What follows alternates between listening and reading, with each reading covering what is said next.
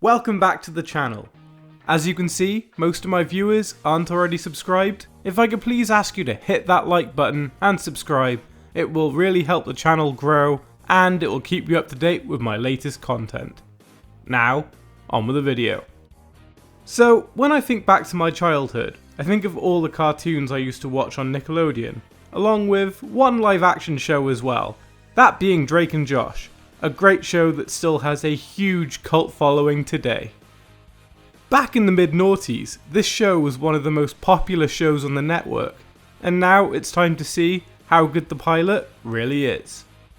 The opening scene is interesting, as I think it sets up the personality of Drake and Josh perfectly and shows their differences.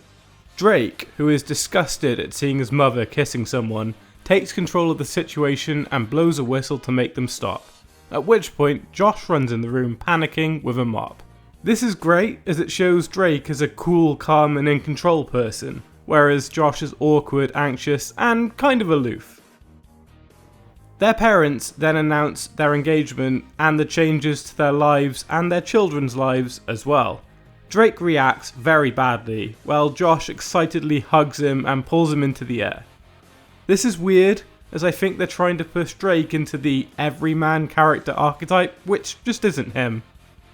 Drake is further aggravated by having to share a room with Josh. I think more than anything this is firstly pushing the odd couple dynamic, adding a sense of place and world building through their room, and finally setting up callbacks for later on in the plot. I mean, as divisive as the school newspaper and Josh's column is, I think it's a good way to highlight the differences in their characters. Plus, it's a relatively normal thing to propel the plot forward. For the most part, the other main cast members don't seem to have established characters yet. The parents are fairly generic, and Megan doesn't really contribute much to this plot. Generally, I think you could remove their scenes from this episode, and it would still work, for the most part anyway.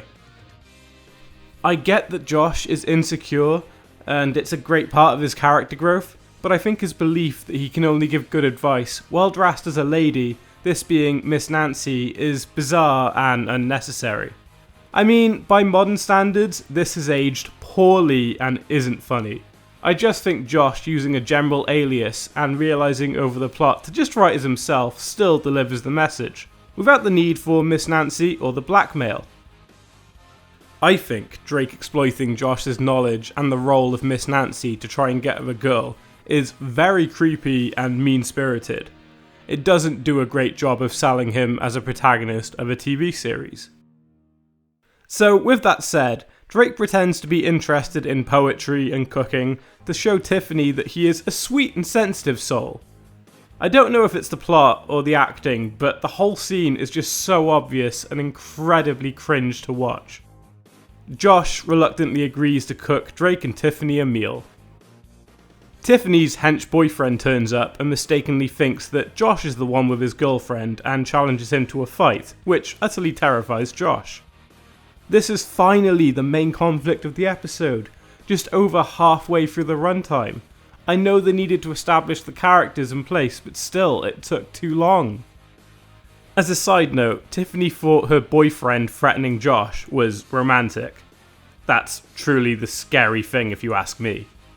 There is an incredibly strange scene between a martial arts instructor and Josh.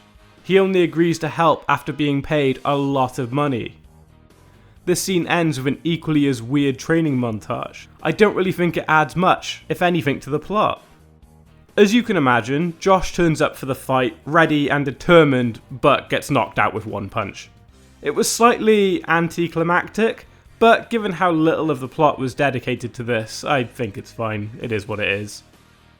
Somehow, Josh is able to overcome his fear of giving good advice out of nowhere, which resolves the other subplot, and then the episode just ends kind of abruptly.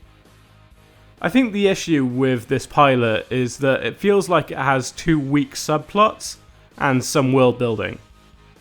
This definitely isn't the Drake and Josh that I remember. From memory and this episode, the show gets a lot better from season 2, and to me this whole season just feels like a pilot really. Well, that's what I thought anyway. I would love to hear all of your thoughts down below. Please comment and stay close as I post new videos every single week.